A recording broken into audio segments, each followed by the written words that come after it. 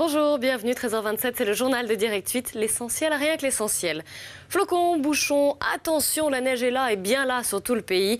Du coup, Météo France a élargi son alerte orange à 15 départements du nord-ouest, du centre et du sud-est. Et qui dit neige dit aussi verglas, d'où des difficultés de circulation. Prudence donc sur les routes. Il faut aider la Grèce, il n'y a aucune hésitation à avoir. L'Union européenne et l'Eurogroupe doivent lui porter secours face à la crise budgétaire qu'elle traverse. Car à terme, c'est la stabilité financière de la zone euro qui pourrait être fragilisée. C'est ce qu'a déclaré hier José Luis Zapatero, qui assure la présidence tournante de l'Europe. Reste à trouver comment soutenir au mieux l'économie grecque. La question est discutée en ce moment par les 27 réunions au sommet à Bruxelles. Et on vient d'apprendre qu'ils auraient trouvé un accord. Anniversaire à haut risque en Iran, 1979-2010, 31 ans de règne absolu pour la République islamique. Officiellement, des milliers d'Iraniens sont rassemblés dans plusieurs villes du pays pour célébrer les mollahs. Officieusement, la contestation monte. Johan Combefort. Des centaines de milliers d'Iraniens réunis pour symboliser l'unité d'une nation. Propagande, autoritarisme et répression, 31 ans après la chute du Shah d'Iran et la mise en place de la République islamique, le régime des mollahs a toujours la main sur le pays. Une main de fer symbolisée par l'ayatollah Ali Khamenei, guide suprême de la révolution, et par le président Mahmoud Ahmadinejad. Ce matin, dans son discours de célébration, l'homme fort de Téhéran a repris ses thèmes de prédilection, la menace quand il évoque le nucléaire. Je peux aujourd'hui vous annoncer que par la grâce de Dieu, nous venons de réussir à produire notre premier chargement d'uranium enrichi à 20%. Et nous l'avons fourni à nos scientifiques. La provocation quand il s'en prend au président américain Barack Obama, lui reprochant de servir les intérêts d'Israël. L'union dans la lumière, la contestation dans l'ombre. L'opposition, régulièrement réduite au silence par de violentes répressions, a appelé à des contre-manifestations. Des mouvements en quête de démocratie qui se multiplient depuis l'élection présidentielle contestée de juin dernier. Une révolte dont l'ampleur est difficile à évaluer, presse muselée oblige.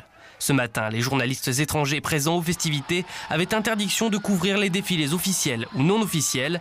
Des sources indépendantes feraient toutefois état de plusieurs arrestations et de rassemblements verts, couleur de l'opposition.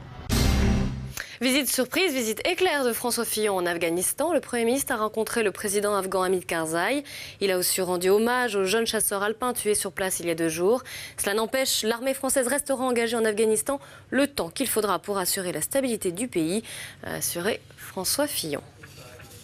Le Téléthon attaque Pierre Berger. L'association française contre les myopathies n'a jamais digéré les différentes provocations du président du SIDAction, qui avait entre autres déclaré que le Téléthon parasitait la générosité des Français en exhibant le malheur des enfants. Du coup, la présidente de l'AFM va porter plainte pour diffamation contre lui, car elle estime en plus que ces attaques ont été préjudiciables à la collecte de dons.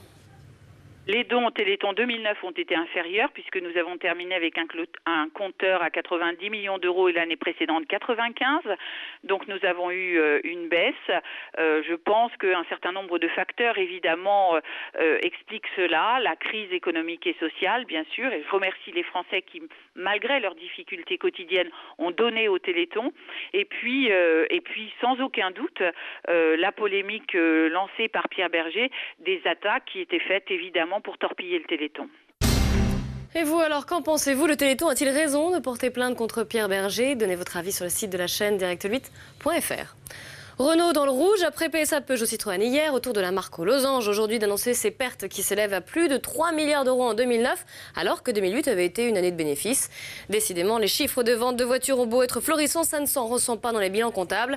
Et problème, qui dit perte dit réduction de coûts, dit suppression d'emplois, car le groupe s'attend encore à une année 2010 difficile.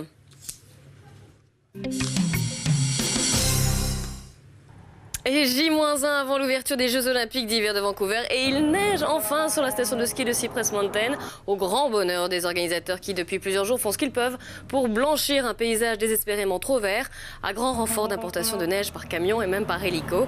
Bref, tout devrait bien se passer pour les épreuves de ski acrobatique et de snowboard. C'est la fin de cette édition, merci à vous de l'avoir suivi. Dans un instant, Maigret et la maison du juge. Quant à nous, on se retrouve tout à l'heure à 18h35 pour un nouveau point complet sur l'information. Excellent après-midi à vous.